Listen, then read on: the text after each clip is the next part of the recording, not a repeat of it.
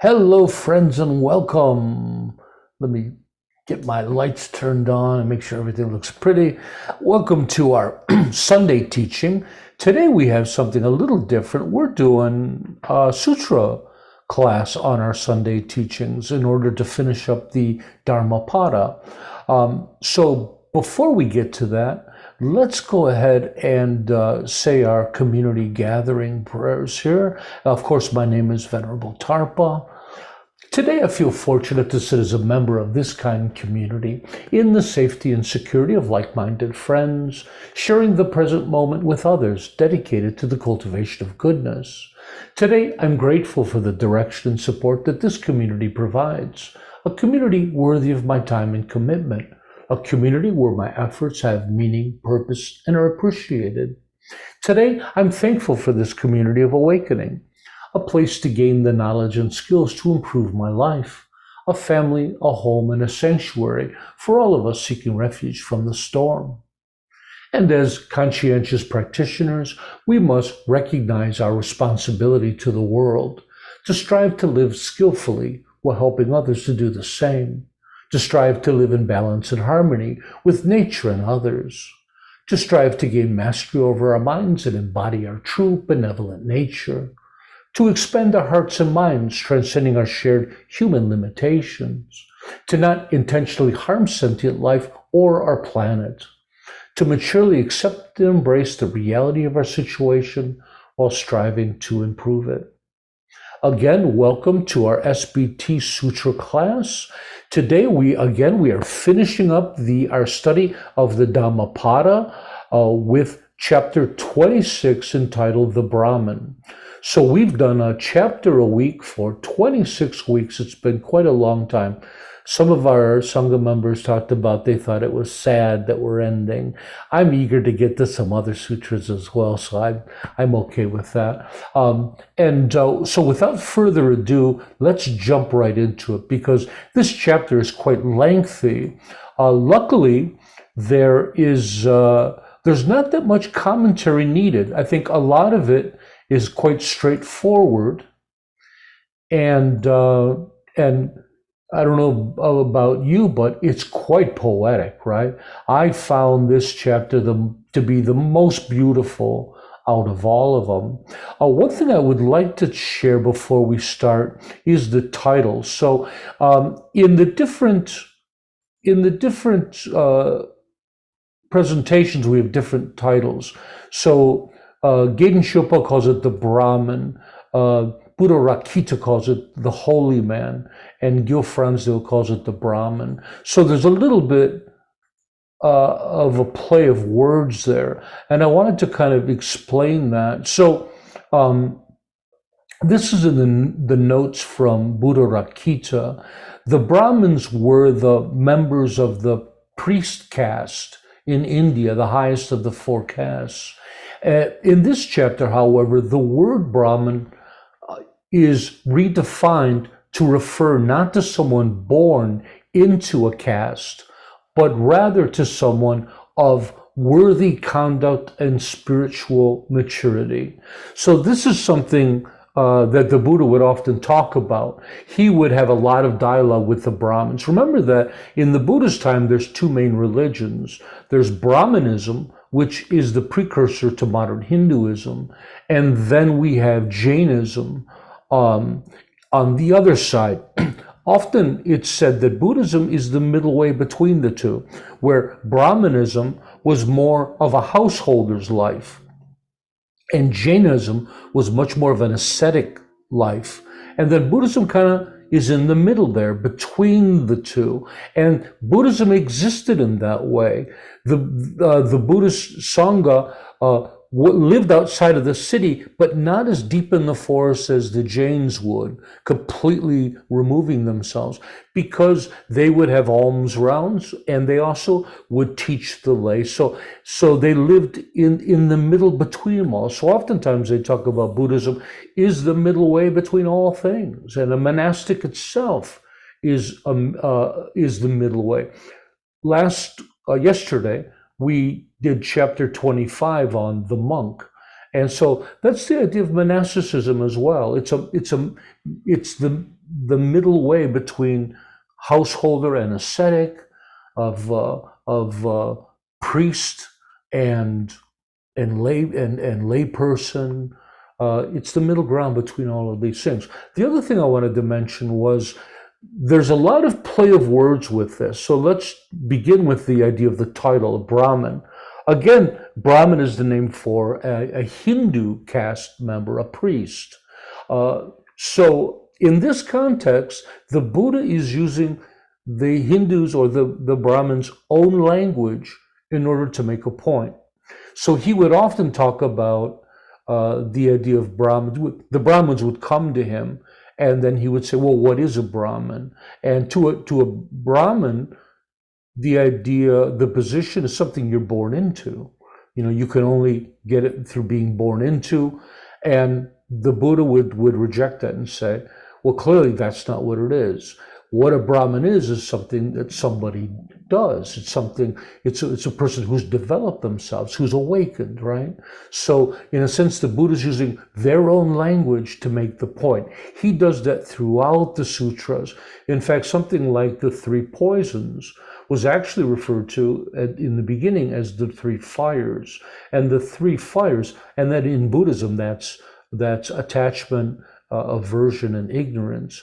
But the reason he used the word three fires was because the three fires is the main practice in Brahmanism, where they're required to keep three fires going throughout the day.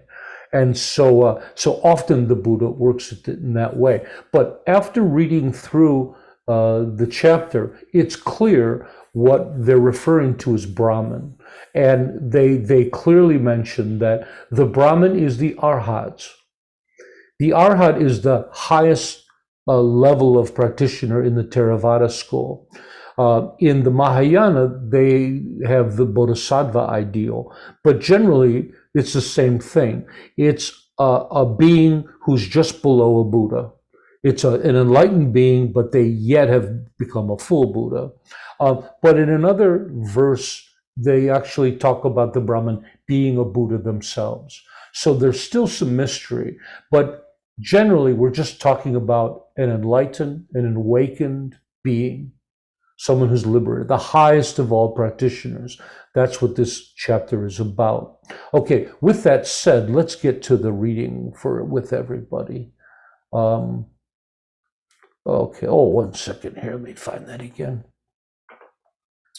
So, how about we start with Karma? Would you like to read? Now, there's a lot to read, so let's read through the 4. Today I was wondering if we should have just always been reading verse by verse and going through the 3 and just doing it quickly, but it seemed like a lot of them are connected and help each other, so we're going to continue that. So, Karma, can you read 383 through 386, please?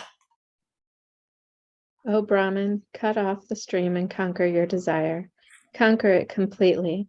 You have seen the destruction of conditioned things. Come now, O Brahman, to know the unconditioned. When with the 2 dharmas of peace and insight, the Brahman travels to the other shore, all fetters will fall away and vanish for this one of knowledge. Neither this shore nor that, neither here nor there exist. For the one, fearless and unfettered, I call Brahman. Contemplative, unblemished, and completely balanced, doing what ought to be done and free from defilement. This one who attains the most excellent aim, I call Brahman. Oh, thank you. That was lovely. So beautiful, huh? Jen, would you like to read 383 through 386? Exert yourself, O holy man. Cut off the stream of craving and discard sense desire. Knowing the destruction of all the conditioned things, become, O holy man, the knower of the uncreate, or nirvana. When a holy man has reached the summit of 2 paths, meditative concentration and insight, he knows the truth and all his fetters fall away. He for whom there is nothing, the shore nor the other shore, nor yet both, he who is free of cares and is unfettered, him do I call a holy man. He who is meditative, stainless, and settled, whose work is done, and who is free from cankers, having reached the highest goal, him do I call a holy man. Thank you. That was lovely. And Nigel, would you like to read 383 through, Nigel, Neil, they both start with N. Can you read 383 through 386? Strive and cut off the stream, O Brahman. Dispel sensual craving, knowing the ending of all formations. You, Brahmin, you know the unmade.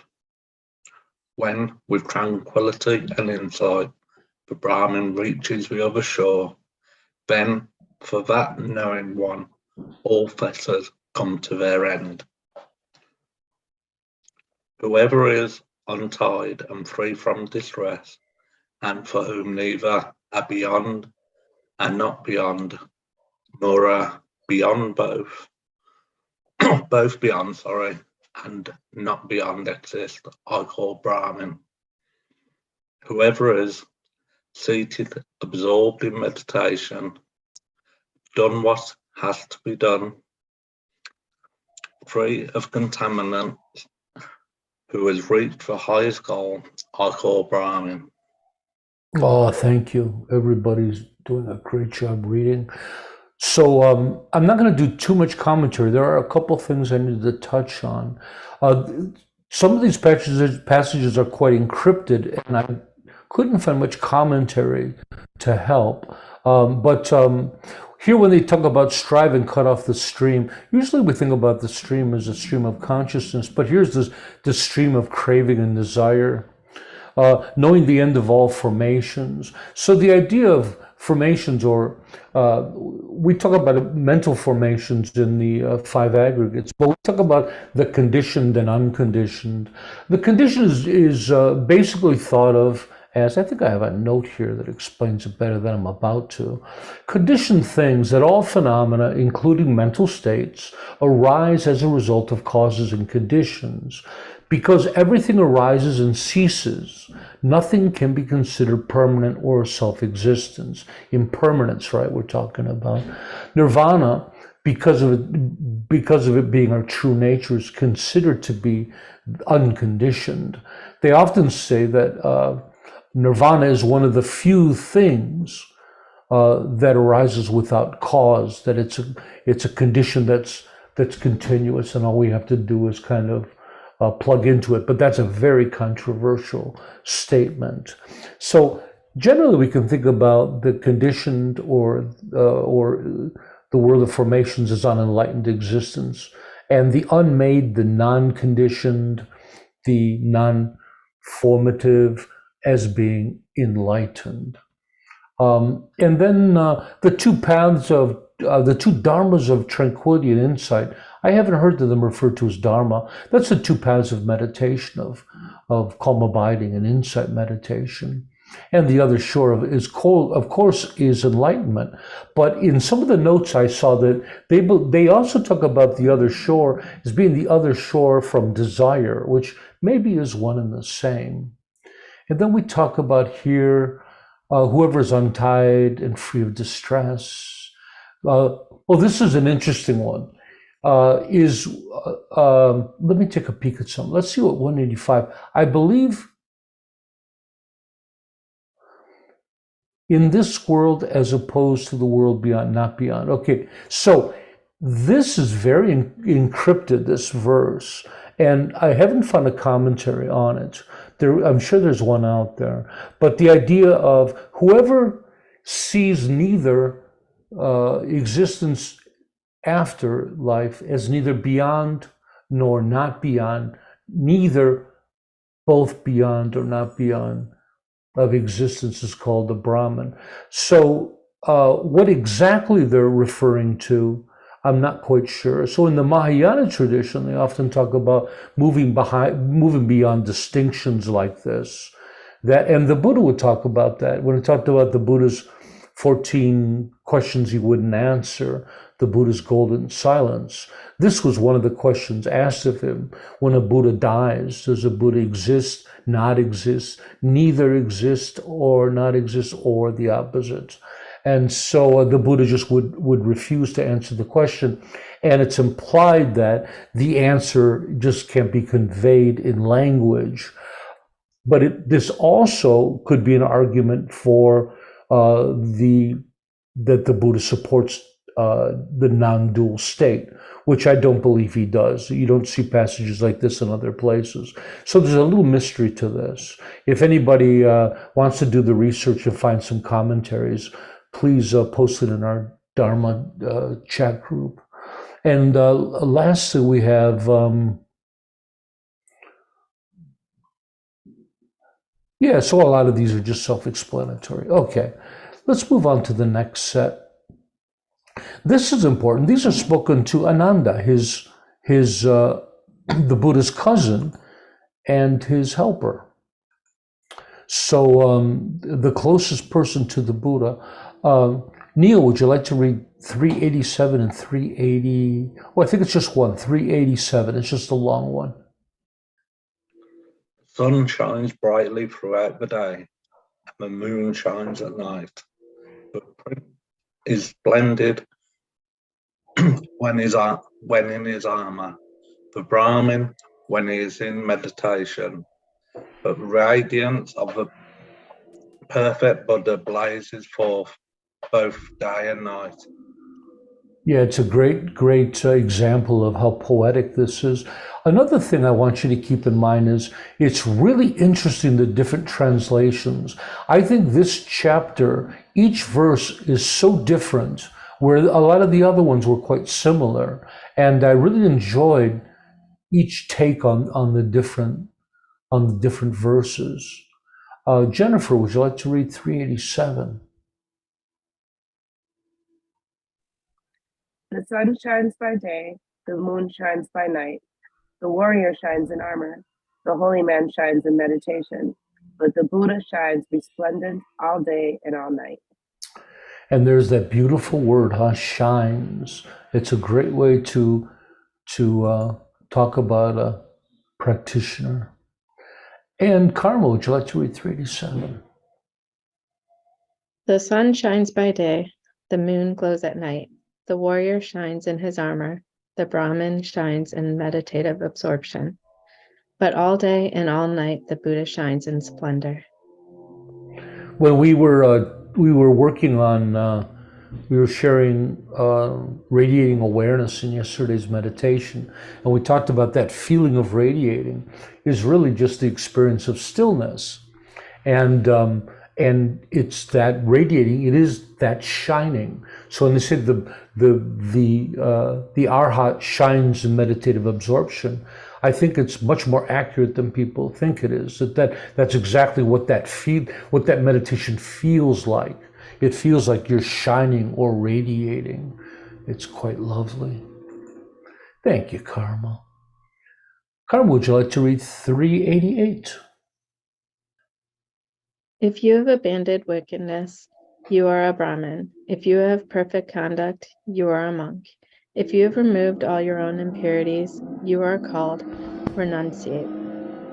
In the commentaries, they talked about this being a kind of word play.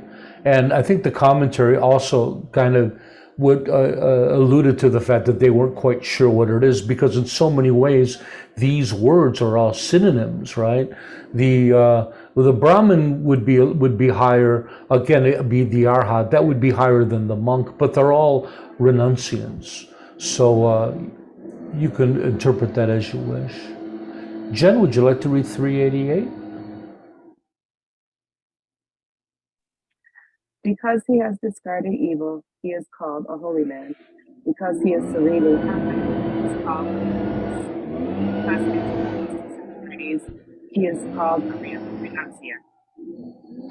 And you probably have noticed that the landscapers are here at my house. They're just blowing off the patio. It usually just takes a few minutes, so hopefully the noise doesn't bother anybody. Neil, would you like to read 388? Having banished evil, one is called a Brahman. Living peacefully, one is called a renunciant. Having driven out one's own impurities, one is called the one who has gone forth. And one who has gone forth is someone who steps up to the Buddha and becomes a monastic. He's gone forth into the path. Quite pretty. Oh, thank you guys. And we have two here to read. Neil, would you like to read 389 and 390? No one should strike a Brahmin, but being struck, no Brahmin should feel anger. Alas, misfortune for the one who harms a Brahmin, but greater misfortune for the Brahmin who turns in anger. Oh, I'm going to have to change my ways. Go ahead, Neil, read 390. When the Brahmin turns his mind from pleasure, no small benefit arises. When he quiets all vindictiveness, then he quiets that much suffering. Beautiful, thank you. Jennifer, 389 and 390, please. One should not strike a holy man, nor should a holy man, when struck, give way to anger. Shame on him who strikes a holy man, and more shame on him who gives way to anger. Nothing is better for a holy man than when he holds his mind back from what it's enduring, to the extent that intent to harm wears away, so that the extent does suffering subside. Very nice. And Karma, would you like to read 389 and 390? One should not strike a Brahmin, and a Brahmin should not set anger loose. Shame on the one who hits a Brahmin, and greater shame to the one who sets anger loose. For the Brahmin, nothing is better than restraining the mind from what it cherishes. Whenever one turns away from the intent to harm, suffering is allayed. An interesting point they talk about one of the greatest practices is simply being mindful and learning to restrain those things you cherish most, right? Now, to me, it's a practice. It doesn't mean we can't have the things we cherish, but it's saying that, those things you cherish most, those are great objects for practicing restraint. And that's like whether it's Ben & Jerry's ice cream or whatever. I don't think they mean your kids. Don't do something silly like that. But it's definitely a practice I should stop eating Ben & Jerry's ice cream. Karma, would you like to read 391? Whoever causes no harm by body, speech, or mind, and is restrained in all these three, that one I call a Brahmin. Thank you. Neil, 391. He who does no evil indeed, word, thought, who is restrained in these three ways, him do I call a holy man. Jennifer, 391. Oh, sorry, it's at the top of 391. It's up here. Whoever does no ill through body, speech, and mind, and is restrained in these three areas, I call a Brahmin. And of course, SBT, we talk about beautiful mind, a soft and beautiful mind, soft and beautiful speech, soft and beautiful behavior, and soft and beautiful action. One of the greatest of all practices. And we have another single one here. Jennifer, would you like to read 392?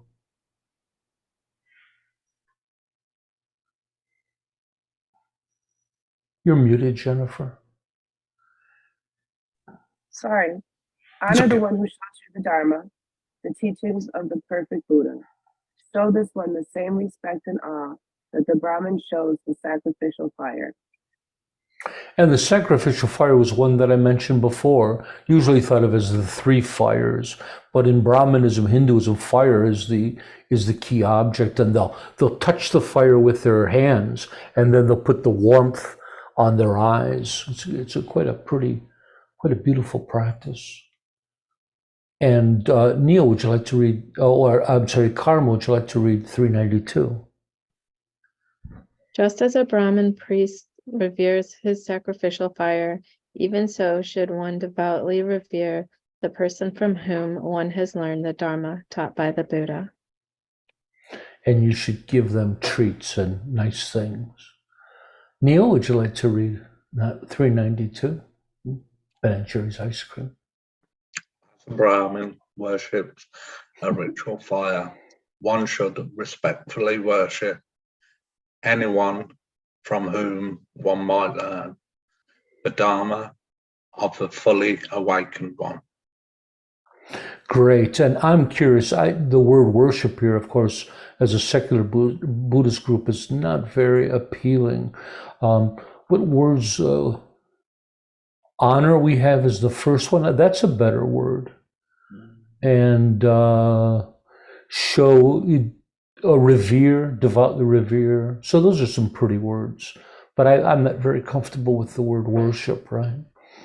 As many of us aren't. And Neil, would you like to read 393? Not by lineage, not by birth, not by uncut hair does one become a Brahmin. One who has truth of the Dharma, the pure one, is a Brahmin. And of course, those are things that Brahmins would usually have. And Karma, would you like to read 393? Not by matted hair, nor by lineage, nor by birth does one become a holy man, but he in whom truth and righteousness exists. He is pure, he is a holy man. Jen, 393. Not by matted hair, nor not by clan, not by birth does one become a Brahmin. The one in whom there is truth and Dharma is the one who is pure, is a Brahmin. That's great. And the word clan here, we could say caste, right? It's part of the Indian caste system. And these are things that the Brahmin priests would do. And the Brahmin priests are sadhus, cover themselves in ashes and decorate their face and things. And the Buddha is saying that, those things don't make you an awakened being. It's your conduct, it's your work, it's your realization. Jennifer, 394. What use is your long hair, you foolish man? What use is your antelope skin? You cleanse and purify your outside so well, but inside you are most unclean. Thank you. Neil, 394. What is the use of your matted hair, O witless man? What of your garments of antelope hide? Within you is a tangle of passion. Only outwardly do you cleanse yourself. Yeah. And this is a long one. Let's recite 395. I'm going to have Neil start 395 through 399. Go ahead, Neil, right up here. One who wears dust-covered rags and is so thin his ribs stand out. The one who meditates in the forest alone, that one I call a Brahmin. I'm working on that one. I do not call someone a Brahmin because he belongs to a family of Brahmins, because he was born into a Brahmin mother, or puts on airs, or has wealth. But the one who has nothing at all and is attached to nothing at all, that one I call a Brahmin. Whoever has cut every tie, whoever is totally fearless, whoever is unfettered and truly unhindered, this one I call a Brahmin. Whoever has cut through the net of aversion, the cage of desire, the chains of doubt, and all the attendant bonds, whoever has removed the hindrance of defilement, who is awakened, this one I call a Brahmin. One whose army is the power of patience, who quarrels with neither friend nor foe, who endures everything without Anger. anger. This one I call a Brahmin. Oh, great job, Neil. Thank you. Oh, it's so pretty, isn't it? Karma, would you like to read 395 through 399? The person who wears a robe made of rags, who is lean, with veins showing all over the body, and who meditates alone in the forest, him do I call a holy man. I do not call him a holy man because of his lineage or high-born mother. If he is full of impeding attachments, he is just a supercilious man, but who is free Supercilious. I knew I messed that up, sorry. But who is free from impediments and clinging, him do I call a holy man. Supercilious is like it sounds, a silly man. Yeah. 397, please. He who, having cut off all fetters, trembles no more, who has overcome all attachments and is emancipated, him do I call a holy man.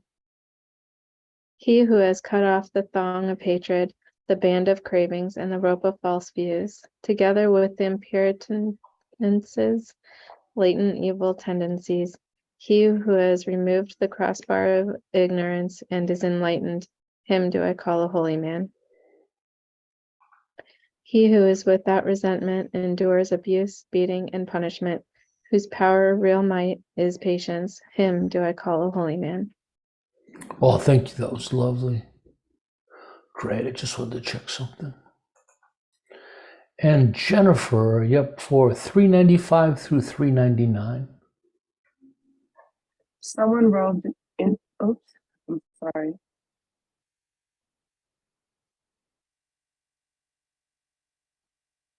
No problem. Okay, sorry about that. Someone robed in discarded rags, lean with veins showing, alone in the forest, absorbed in meditation, I call a Brahmin. I call no one a Brahmin for being born from a womb, from a mother. Someone who has anything is called self-important. Whoever has nothing and does not cling, I call a Brahmin. Whoever, having cut off every fetter, does not tremble, is unbound and beyond attachment, I call a Brahmin. Whoever, awakened, has cut the strap, thong, cord, and bridle, and lifted up the crossbar, I call a Brahmin. Whoever endures abuse, assault, and imprisonment without animosity, and who has forbearance as one's strength, as one's mighty army, I call a Brahmin. Thank you. That was great. Just a couple points. When they talk about wearing discarded robes, originally monks were supposed to find disregarded rags wherever they could and sew them together to make their own robes. This included getting rags off of corpses in the cemetery. It's like wherever they found them. And then the idea of being lean with veins showing, of course, again, that must be a misprint, because we all know that chubby monks are the best monks. But nevertheless, we can see the picture that's painted. This is a serious practitioner the Buddha's talking about, not those fat monks that are eating Subway all day long. And another thing, I think most of it was clear. I wanted to talk just a quick fact on something. I think it was in Buddhaghosa's presentation. They talk about the various wrong views. Maybe, and in one of the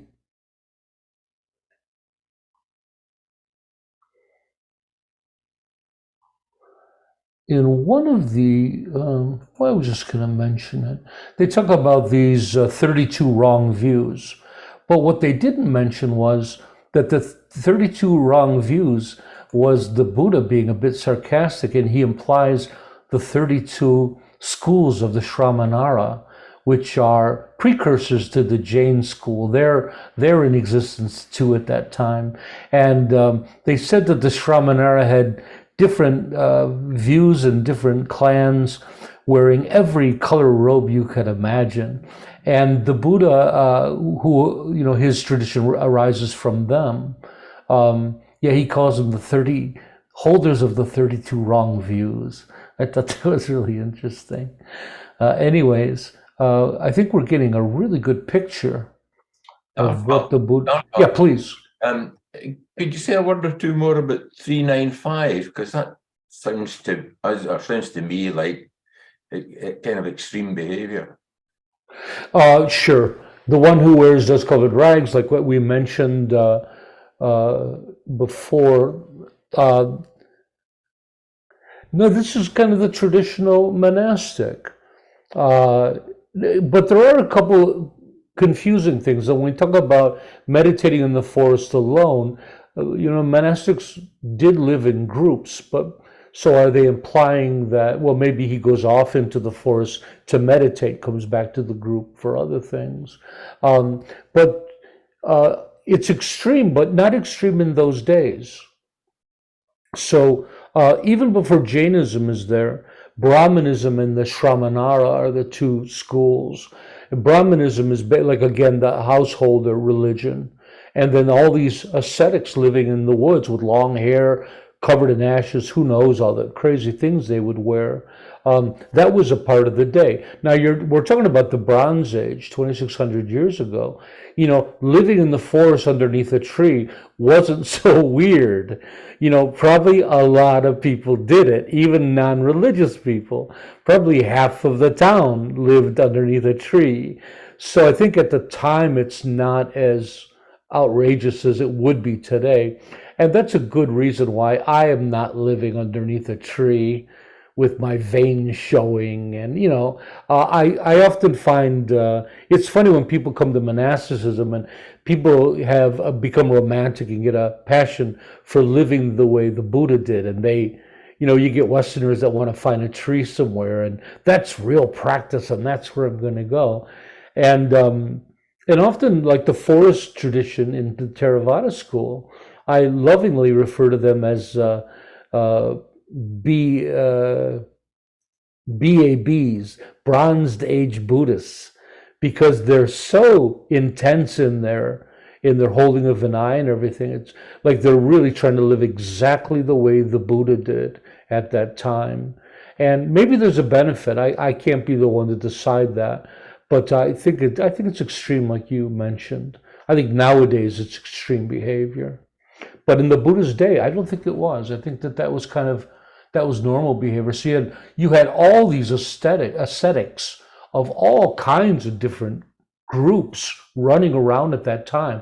You had the Shramanaras. The Jains are the next school to arise from that. You had Jainism, which were really strong ascetics. You had the 32 Shramanara groups. So literally the forest is just filled with all these people practicing Buddhism. And then Buddha comes along. And one of the reasons why I think the Buddha was very strict about his uniform in the monastic code, about shaving your head, about wearing robes, is that he wants to really make it clear that his group is not those other groups. Where all those other groups, mostly they all had long hair. The rules were not to cut your hair or your beard or your fingernails. And so the Buddha comes along, and I think he wants to define his monks clearly. So that's why we do that. Plus, with his shaved head and shaved beard, you don't get lice. And I think he wanted to have a nice clean appearance for his monastics. Okay, does anybody remember where we are? I think we're on 400. And I think Neil's up for our next reading, if I'm not mistaken. Neil, can you read 400 to 404? Free from resentment. His practice firm, self-disciplined, determined, and full of understanding.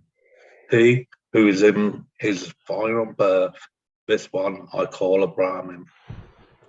Just as water slips from the flower's petal, and the mustard seed falls from the needle's point, desire does not settle upon the one I call a Brahmin. Let me make a point. When they talk about a mustard falling from a needle's point, they're just talking like there's no way for a mustard seed to be balanced on the needle's point. They're talking about things that just naturally fall away, and it's desire from a Brahmin. Neil, please continue at 402. Whoever knows the end of suffering even in this very life, who has cast aside burden and is free from bondage. This one I call a Brahmin. The one whose wisdom is profound, who knows the right path from the wrong, who has obtained the most excellent aim. This one I call a Brahmin. The one who wanders without destination, who remains aloof from both householders and monks, the one with few desires. This one I call a Brahmin. Thank you. That's a strange passage, huh?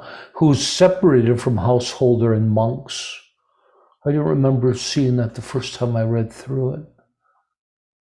Karma, would you like to start at 400 and read through 404? He who is free from anger is devout, virtuous, without craving, self-subdued, and bears his final body. Him do I call a holy man. Like water on a lotus leaf, or a mustard seed on the point of a needle, he who does not cling to sensual pleasures, him do I call a holy man. He who in this very life realizes for himself the end of suffering, who has laid aside the burden and become emancipated, him do I call a holy man. He who is profound knowledge, who is wise, skilled in discerning the right or wrong path, and has reached the highest goal, him do I call a holy man. He who holds aloof from householders and ascetics alike, and wanders about with no fixed abode, and but few wants, him do I call a holy man. I think that this is a better translation instead of monk ascetic, meaning the non-Buddhist ascetics. I think that that would be much more appropriate. Let's see what Gil Fronsdale says. Jen, can you read 400 to 404? Whoever was without anger or craving, observant in spiritual practice and virtue, self-controlled and in one's final body, I call a Brahmin. Like water on a lotus leaf or a mustard seed on the tip of an arrow, whoever does not cling to sensual craving, I call a Brahmin. Whoever knows right here the end of suffering, who is unburdened and unbound, I call a Brahmin. Whoever is wise, of profound insight, understanding what is and isn't the path, and who has attained the highest goal, I call a Brahmin. Whoever is not mixed up with householders or renunciants, who has no abode and few desires, I call a Brahmin. Thank you. That was wonderful. And again, they talk about householder renunciants. So to me, that's the division between Brahmanism and Shramanaras or Jains. That the Jains were really, and still are, intense renunciants, meaning that, well, they're sadhus. There's two kinds, but the one that most people think of are the naked sadhus. And they walk around in India completely naked, and they have their broom to wipe the road in front of them so they don't step on creatures. They carry a mask so they don't breathe in small animals and insects. And but they do things. They sleep on the ground without blankets or pillows. They do a lot of fasting. In fact, it's very common for Jains to die during retreats, where they'll actually starve themselves to death, including one of the great Indian kings, Chandrakirti. I can't remember. It's been a while since I studied that, but it was Ashoka's grandfather, I think. Anyways. And the Buddha clearly practiced some of these things. And they would do things like set themselves on fire, they'd burn themselves, and believing all of these things would lead to enlightenment. So that's that style of renunciant. And then householders are usually referring to Brahmins. Now, with that said, there's a lot of crossover. There's Brahmins that were ascetics. There's Jains that were more like householders. Clearly, right? Somebody had to take care of houses. And so I think that that's really clear. Let's move on to Jen, would you like to start us off 405 to 409? You're muted. Oh, there you go. One who never punishes any living creature, either strong or weak, who never kills or even strikes another. Such a one I call a Brahmin. The one who is tolerant among the intolerant and peaceful among the violent, who is unattached among the adversarious. This one I call a Brahmin. The one whose desire and hatred, pride and envy have fallen away, like a mustard seed from the twin of a needle. This one I call a Brahmin. The one who speaks the truth with such sincerity and gentleness that no one can take offense. This one I call a Brahmin. The one who takes nothing in this world, which is not giving nothing, long or short, small or large, good or bad. This one I call a Brahmin. Thank you.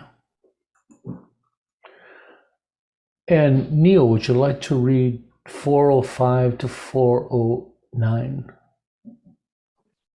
He who has renounced violence towards all living beings, strong or weak or strong, who neither kills nor causes others to kill, him do I call a holy man.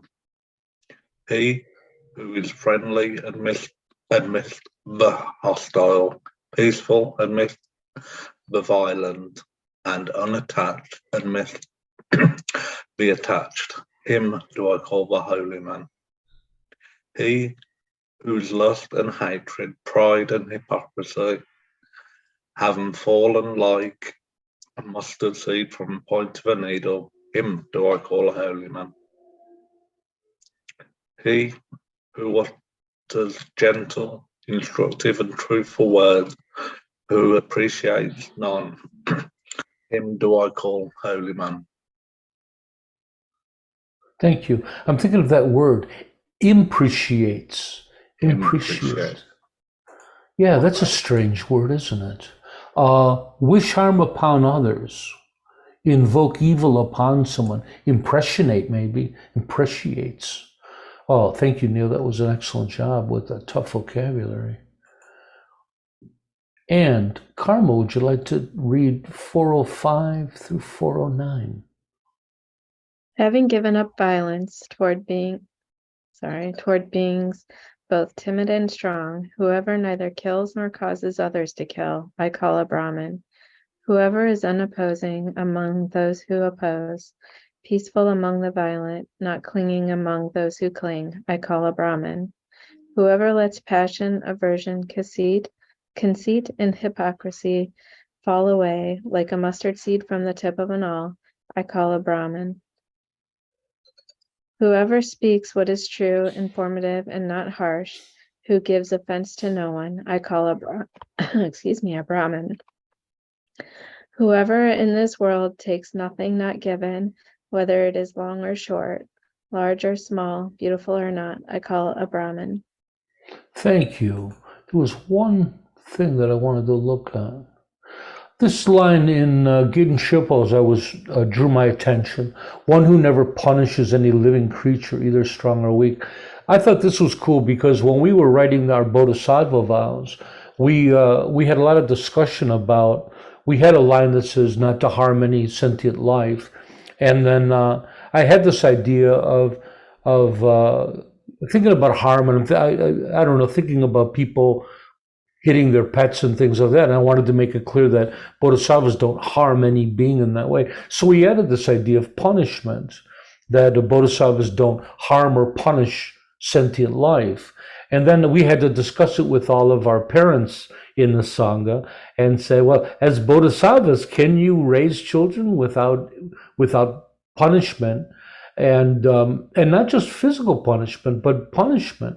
And then a lot of our Sangha informed me, because I'm not a parent, about these texts, these different books on positive parenting, on how to raise kids through positive enforcement and things like that. So it was nice to see that, in fact, our decision to keep that in was supported here in the text.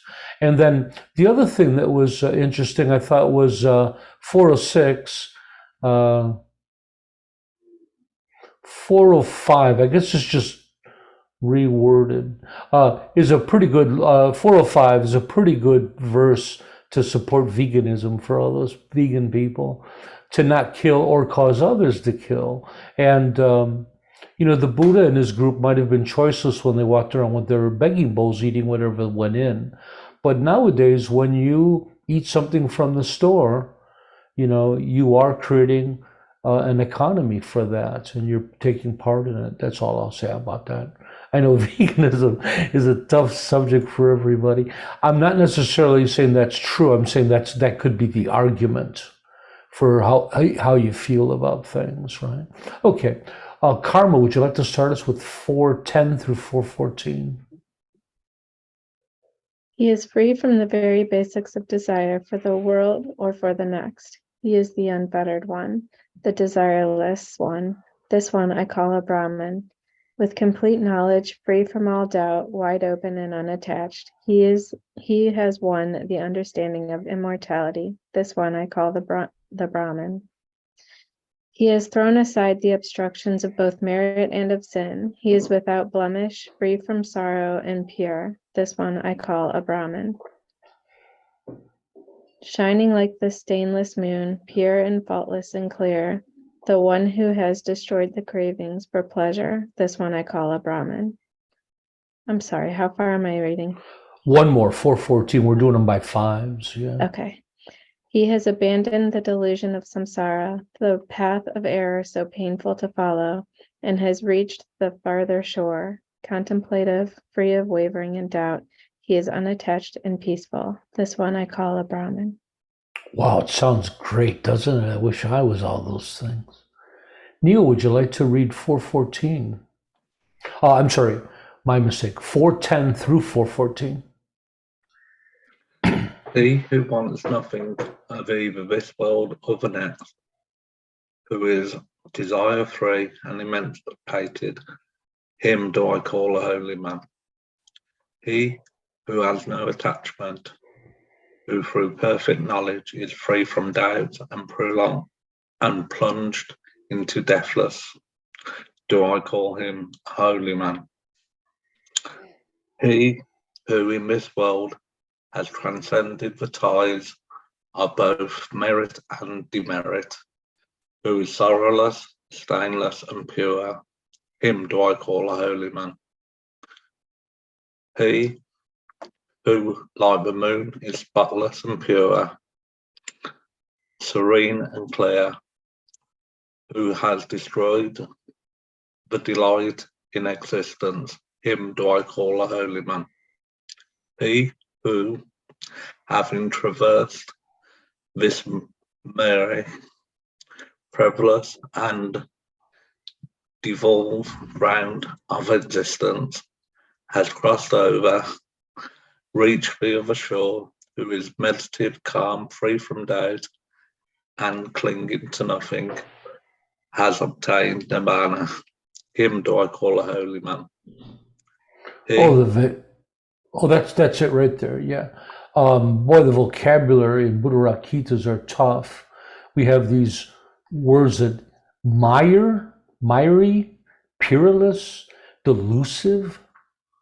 Yeah, I think somebody gave them a vocabulary for Christmas. And we have Jen up for 410 through 414. Whoever has no longing for this world or beyond, who is unbound and without longing, I call a Brahmin. Having no attachments and low understanding, free of doubts, whoever is established in the deathless, I call a Brahmin. Whoever here has overcome attachments for both merit and evil, and who is sourless, dustless, and pure, I call a Brahmin. Whoever like the moon is spotless, pure, clear, and undisturbed, in whom the delight for existence is extinct, I call a Brahmin. Whoever has passed beyond this troublesome road, this difficult path, this samsara, this delusion, who has crossed over, gone beyond, who is a meditator free of craving and doubt, without clinging, release, I call a Brahmin. Thank you. A couple things I wanted to touch on. And so we have this idea, no longing for the world or what's beyond. In Buddhism, there's kind of a paradox. And so in SBT, we have some practices like the practice of appreciation, where we learn to appreciate, how how precious our life is and how precious it is to study the Dharma and things like that. But we have to weigh that against that in traditional Buddhism, and whether the Buddha said it or this comes from later scholars who interpret it this way, as many do, with a bit of a darker presentation. Buddhism talks about, trying to look at this world like not rejecting it, but not seeing the pleasure in any of it. But the Buddha's hope is that if you see this world as, even to the point of seeing everything in the world as being disgusting, then it just creates more of a desire to reach enlightenment. This is my interpretation. And the Buddha feared that if practitioners even have mild appreciation and desire for this world, they're simply not going to work to go all the way to reach nirvana. So that's something that's always there. I don't think teaching that bleak presentation of Buddhism works. I can't imagine people coming if I was teaching that. It's just, it really is just a bummer, right? It's really like a hopeless message, but nevertheless, it is there. So I wanted to talk about that. The deathless state is, of course, nirvana. Here's another one. Now, I like that Gil Fronsdale translates this as overcoming attachment for both merit and evil. Attachment for good and bad, right? Of goodness and evil. And where the other ones, 412, has cast aside the obstructions of both merit and sin. He's not talking about the attachment to him. He is without blemish. Now, I would interpret in this case that the idea is that the awakened being sees beyond merit and sin. He sees that this distinction is a part of our conceptual construct, right? It's a value that we lay upon the world that isn't necessarily true. So the awakened being is existing more and more objectively. He doesn't have all that subjective binding. And here, when he realizes the idea of merit and sin is just a value that we have in our own minds, he's released from that, and he no longer builds karma in that way. And that's a very popular thought in Buddhism, that one there. And then just some of these beautiful thoughts. I think most of these don't need any translation. The delusion of samsara. Why is it a delusion? Samsara isn't a place. Samsara is a mental state. Samsara is delusion. It's the exaggerated view of the world in which we see things as existing more substantially than they actually are.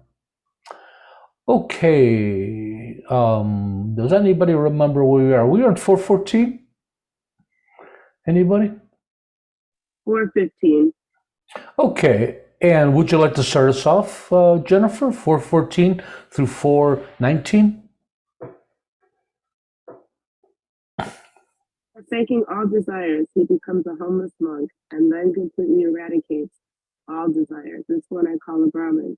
Forsaking all cravings, he becomes a homeless monk and then completely eradicates all cravings. This one I call a Brahmin. He has cast off all attachments of men and has given up the attachments of the gods, free from every fetter. Sorry. This one I call a Brahmin.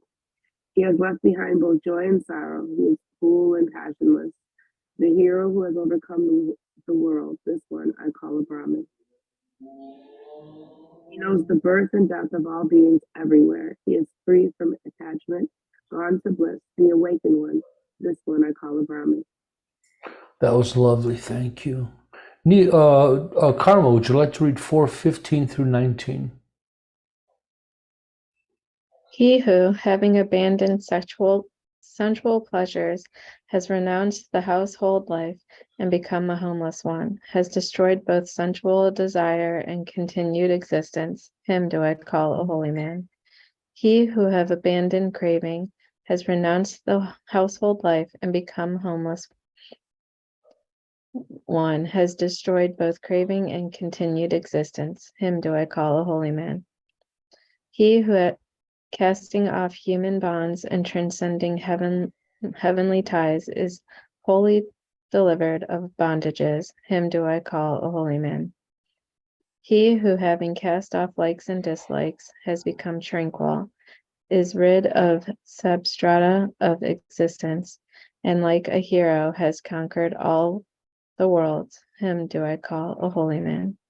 He who in every way knows the death and rebirth of all beings and is totally detached, blessed, and enlightened, him do I call a holy man.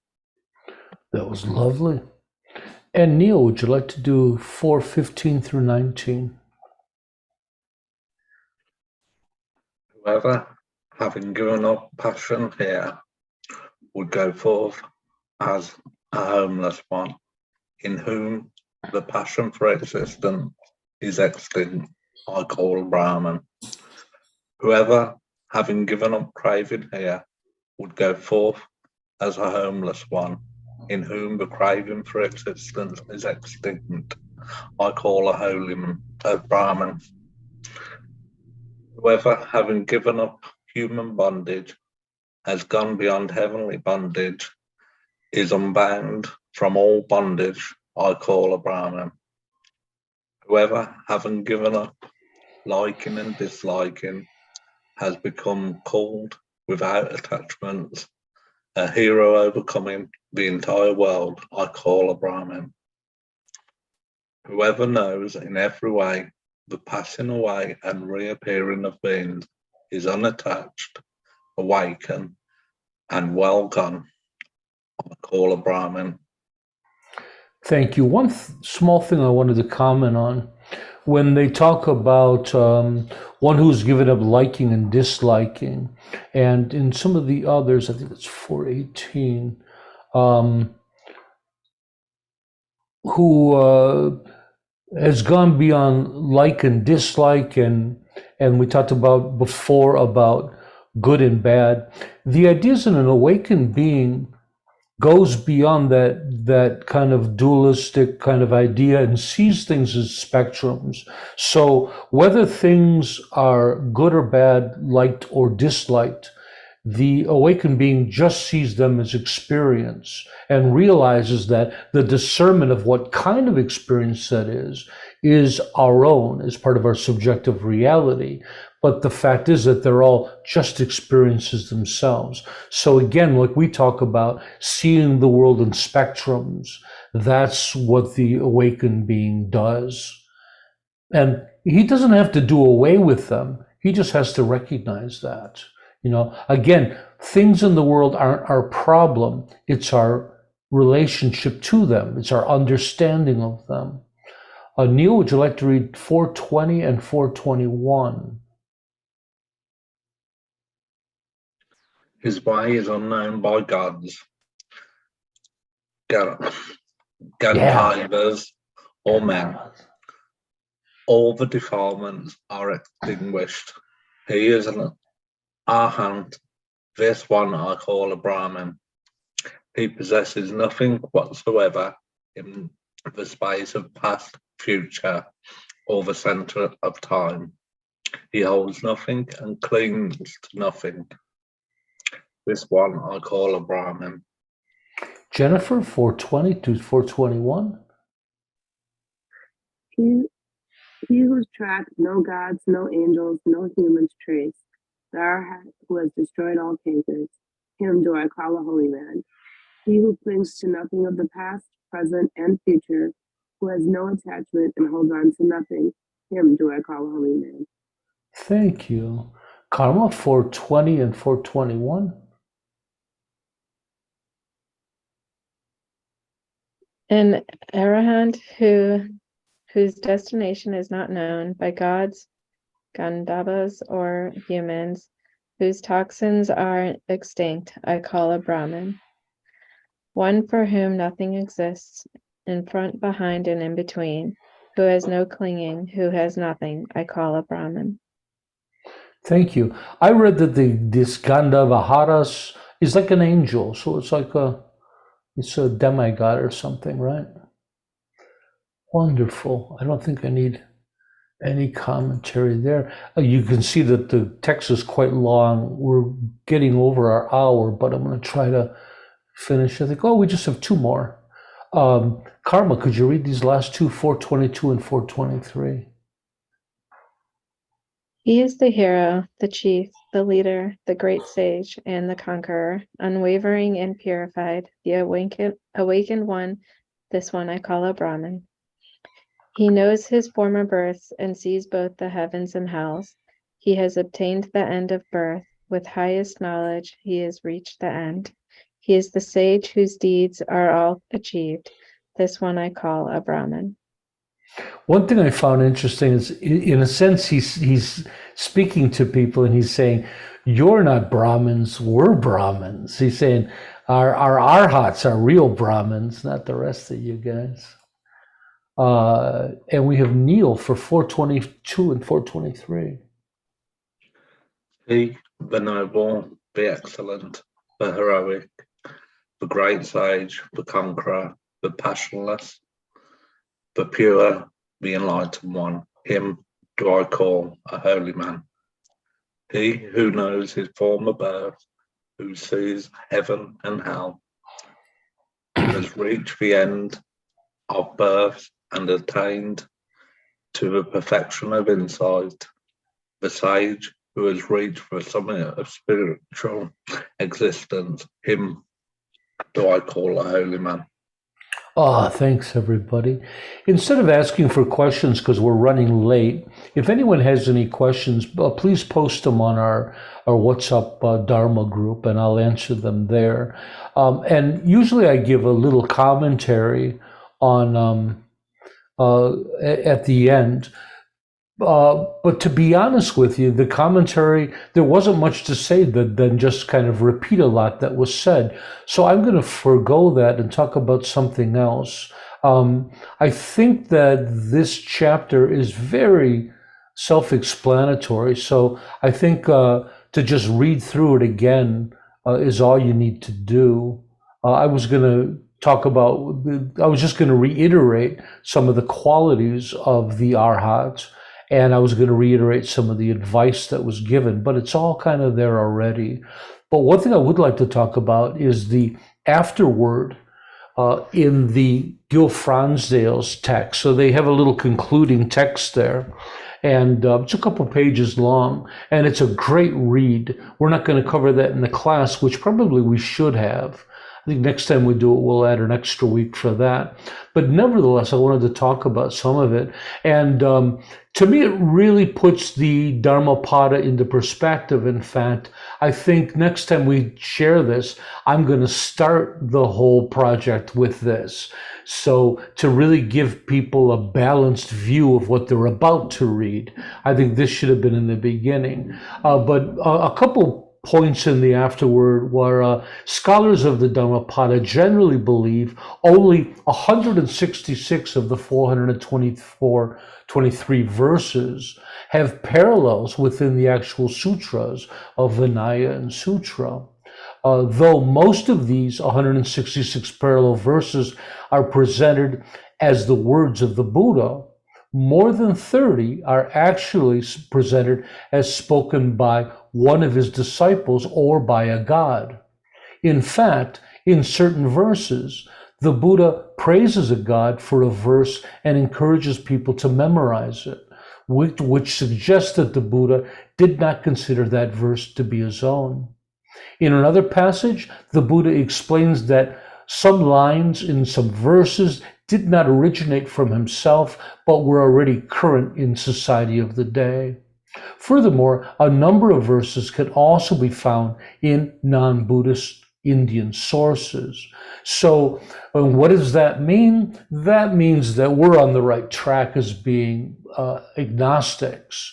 And the fact that as much as the traditional Buddhist schools and traditions, they present the Buddhist canon as being unflawed, and much like other religions present their own religious text. The fact is that it just is simply not true. There was another verse they talked about that the Dhammapada was actually already written and in place even before some of the sutra texts were not completely finished being interpreted. So it shows us that, just like all things, we have to be careful in what we study. And the idea that the Buddhist canon, whether it's in Chinese, whether it's in Sanskrit, or whether it's in Pali, is it's a work, but it's a work of many different people, and we have to be careful of what we get from it. And in the Buddha's own words, only accept what you find beneficial to yourself, what you find is leads to a fruitful life. Now, if some of you might say, well, Tarpa talks about living in rags in the forest under a tree and being so skinny that all your veins show. That's what you should be doing if you think of yourself as an authentic teacher. And I would say, well, I don't think so, because I couldn't imagine that lifestyle really. And I have tried that lifestyle, by the way. I've studied underneath many trees throughout my Asian trips and caves in the Himalayas, and I don't find that kind of lifestyle was ever beneficial to me at all. I find that a moderate amount of comfort allows me to focus fully on my studies. So nevertheless, fascinating stuff, huh? So that gives us a lot of food for thought on exactly what we do with all of it. The last thing I would like to say, and it was actually within the last few verses, that it's quite obvious, I think, by now that the Buddha clearly believed in rebirth, right? That, well, again, if he wrote it right out of the 166 verses that make up the 423. But again, throughout the verses, he talks about that the arhat, who calls that he considers a Brahmin, can see the lives of the past and future lives of other beings. Now, it's up to you whether you believe in such a thing. What we're talking about is, it seems obvious that the Buddha believed in rebirth, and it's spread throughout this text and all the other texts as well. That doesn't mean you have to believe in it, but it is important to know that the Buddha and his practitioners did, and they wrote about it. And it's, some people believe that all the talk of rebirth was added at a future date. And to me, that seems really unlikely. There's just too much of it to get sprinkled in at a later time. It seems quite obvious. Anyways, remember that these sutra teachings are meant as practice instructions. So in order to get the greatest benefit, we need to engage fully with them, utilizing the three great objectives of study, contemplation, and meditation. Your work this week is to discover how these teachings and how the Dhammapada applies to your daily life, transforming them from words on a page into living Dharma. So we'll be taking a short pause from our Saturday Sutra teachings while I travel abroad for a few weeks. We'll be resuming our Sutra studies on Saturday, May 13th. Our new Sutra text we'll be studying will be the Dhammacakkappavattana Sutra, which is translated as the setting in motion of the wheel of the Dharma's teachings. So the beginning of the Dharma, of the Buddha's teachings, we call the wheel of Dharma, and the Buddha set the wheel of Dharma in motion, and he's considered a wheel-turning Buddha. So, and this is a very short sutra. We'll probably just do it within a class or two, but it's one of the first, and it's about the Four Noble Truths, and it's quite beautiful. It's my favorite out of all the sutras. I'll be posting which presentations of the sutra we'll be studying in a week or so once I figure that out. But today I'll post one of them on social media. There's a Theravada website called Access to Insight, accesstoinsight.org. And they're a great resource for early canonical work. And so I'll post that link on our social media. So with that said, let's end today's class with our altruistic affirmation. May all be healthy, may all be prosperous, may all be well, may all be present, free of past regret and future worry. May all abide in constant appreciation, which is a source of great joy and contentment.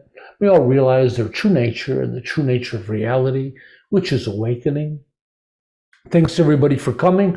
Remember that the SBT community was created for one purpose only, to support you, the practitioner. Thanks everybody. I'll see you tomorrow for meditation. Bye-bye. Thank you. Bye-bye. Thank you. Thank You're you. welcome. Bye. Thank you, Bye-bye. Tarpa. Bye. And